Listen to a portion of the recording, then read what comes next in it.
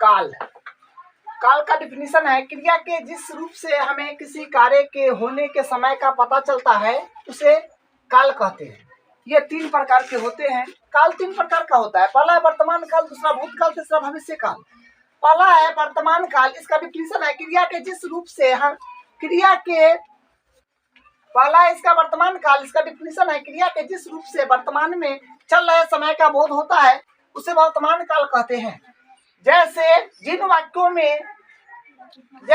वाक्यों के अंत में ता, ती, ते आते हैं, जैसे सीमा हंसती है, अलका रोती है, ललिता पढ़ती है, वह खेलती है आदि। इस प्रकार से अनेक एग्जाम्पल होगा इसका। वर्तमान काल के 5 भेद हैं। जो पहला है सामान्य वर्तमान काल। इसका डिफिनीशन है जिस क्रिया के होने या करने का वर्तमान समय में ही मालूम हो उसे सामान्य वर्तमान काल कहते हैं। जैसे वह जाता है, वह खाता है, तुम जाते हो, यह पढ़ता है।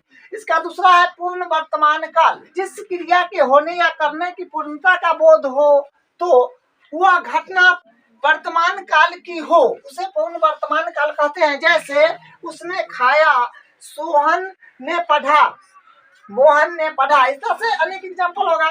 तीसरा तत्कालिक वर्तमान काल। जिस क्रिया से कार्य का होने या करने की निरंतरता वर्तमान समय में मालूम हो वहाँ तत्कालिक वर्तमान काल होता है। जैसे यह पढ़ रहा है, वह खा रही है, मैं जा रहा हूँ, वह आ रहा है आदि।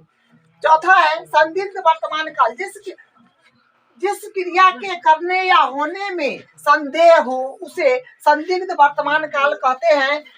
जैसे राजेश पढ़ता होगा, मोहनी खाती होगी, वह पढ़ता होगा, वह खेलता होगा आदि। इसका 5वां है संभाव्य वर्तमान काल। क्रिया के जिस रूप से वर्तमान में कार्य का होने का बोध हो उसे संभाव्य वर्तमान काल कहते हैं। जैसे वह खेलती हो, वह पढ़ता हो, वह सोता हो, वह जानती हो। इस तरह से एग्जाम्पल है इसका। दूसरा है अब भूतकाल। भूतकाल का डिफिनीशन है क्रिया के जिस रूप से बीते हुए समय का पता चलता है उसे भूतकाल कहते हैं। इसका 6 भेद होते हैं। 6 भेद होते हैं भूतकाल का। जो पहला है सामान्य भूतकाल, दूसरा है आसन्न भूतकाल, तीसरा है पूर्ण भूतकाल, चौथा है अपूर्ण भूतकाल, 5वां है संदिग्ध भूतकाल और 6ठा है हेतु मत भूतकाल। इसका पहला है सामान्य भूतकाल। इसका डिफिनीशन है जिससे क्रिया के होने का बीते हुए समय में होने का बोध हो जो सामान्य भूतकाल कहते हैं। जैसे मोहन गया, राधा गई। तो ये इसका सामान्य भूत का एग्जाम्पल है। अब इसका दूसरा है आसन्न भूत। डिफिनीशन है जिससे क्रिया के व्यापार की समाप्ति की निकटता स्पष्ट हो तो वहाँ आसन्न भूत काल होता है। जैसे मोहन अभी गया, अभी राधा सो गई, सीता गई। तीसरा है पूर्ण भूत काल। इसका डिफिनीशन है जिससे क्रिया के व्यापार के पूर्ण अथवा समाप्ति का बोध हो पूर्ण भूत काल होता है। जैसे राम ने पढ़ा था, सीता जा रही थी, संजय सो रहा था। चौथा है अपूर्ण भूतकाल। क्रिया के जिस रूप से किसी व्यापार के अपूर्ण का बोध होता है उसे अपूर्ण भूतकाल कहते हैं। जैसे संजय खेल रहा था, मुस्कान पढ़ रही थी, सीता जा रही थी। इसका 5वां है संदिग्ध भूतकाल। जिस क्रिया से व्यापार की समाप्ति में संदेह हो वह संदिग्ध भूतकाल होता है। जैसे शायद तुमने देखा होगा, आपने कहा होगा, कुंदन गया होगा। 6ठा है हेतु मध्य भूतकाल। क्रिया के जिस रूप से हमें यह पता चलता है कि क्रिया भूतकाल में समाप्त हो सकती थी पर हो ना सकी, वह हेतु मध्य भूतकाल होता है। जैसे वह पढ़ता तो उत्तीर्ण हो जाता, यदि वह जाता तो मैं भी जाता। तो ये भूतकाल क्रिया का 6 भेद था।